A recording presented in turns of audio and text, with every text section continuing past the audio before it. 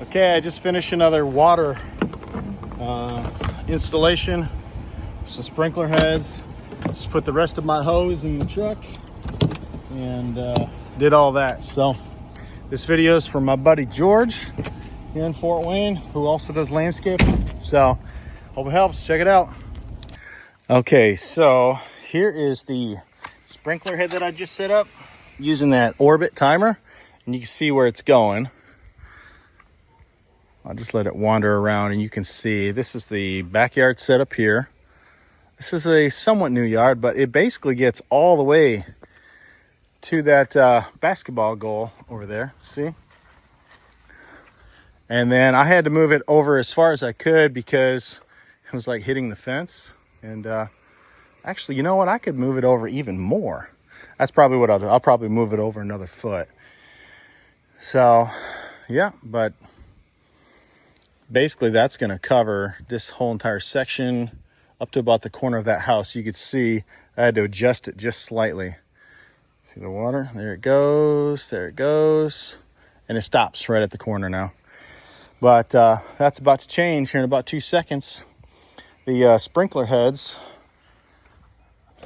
depending on where you get them, they're anywhere. I just tell people like $20 for a head. And then the timers at Lowe's right now are $43 plus tax. So if you just say $50, 50, 60, 70, add your tax on it. Just say $80 for this setup here. And then I try to find hose that people are throwing away. Because then what I'll do is once I've got this set, I've got it hooked up to the water. I've got too much hose length, as you can see. But what I'll do once it's set is I'll actually go over here to the faucet and I will set the hose how I like it, and then I will cut off the excess length and I'll install a brass fitting. That way I have the exact length of hose, because I think that leaving this excess hose here is just messy and unnecessary. And then, yeah, so on a backyard like this, a homeowner could probably put 2 sprinklers on this one, but it being a deeper yard like it is, that would require a lot of hose. So probably what I would do is I'd probably put a Y splitter on there and run a straight hose all the way out to that corner, or get to probably the corner of that pad, and it would cover that entire section there.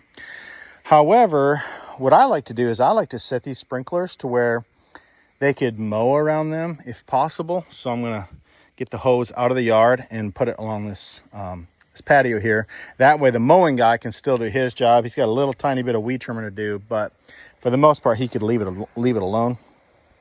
So, yep. Yeah, so I may actually do one final rotation, because see, if I was to get this closer to the patio, then you'd have a foot of hose hang over into the deck, and you could tell that they enjoy their deck area here. So that's probably what I'll do. I'll probably move it and do a final rotation and probably end up set right here on that concrete. And then that way I can run the hose mostly straight and just do a little tiny bit of touch-up work. I run the hose while I'm here testing it for about 30 minutes. The front one that I set up, I'll go show you that one real quick.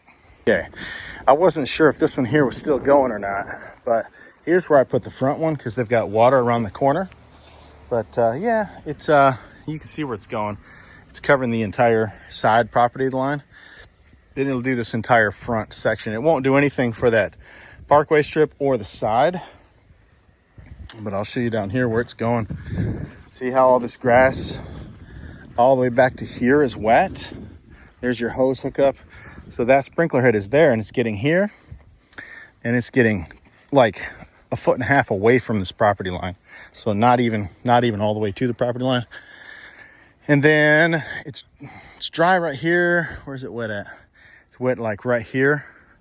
And then you can see some trailings there, right? And then you can see it gets to here, and it kind of comes in like that. But there, it gets the majority of the front yard. And the thing that I found with people and putting water on their lawns, nobody wants to move a sprinkler. Let's see, 3, 6, 12, 15, 18.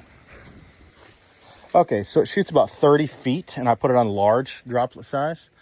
And yeah, 30 foot, we'll do the majority of this without soaking the sidewalk either, because who wants to be walking down the sidewalk and somebody's sprinkler get them wet? See, that one reached the sidewalk that time. But